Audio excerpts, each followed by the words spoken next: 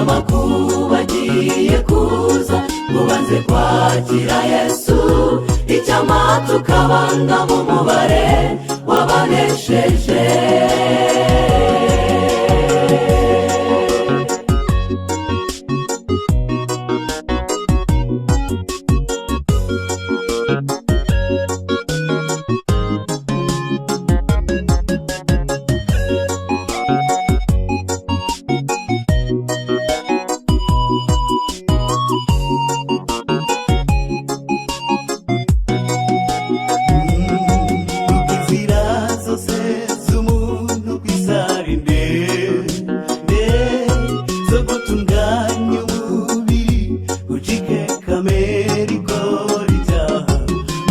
Shisha kwihangana mazuza sange niteguye nibyo nsabira abagerageza kugusanga.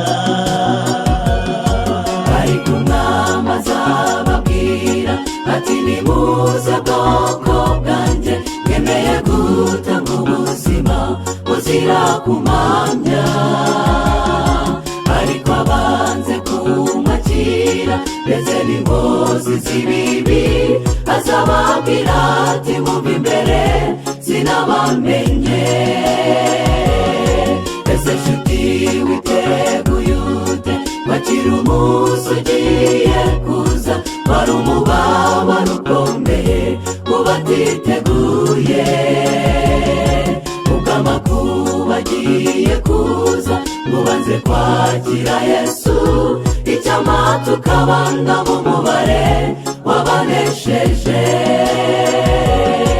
Ariko umwami azababwira ati nimuze bwoko bwanjye mwemeye gutanga ubuzima buzira kumamya.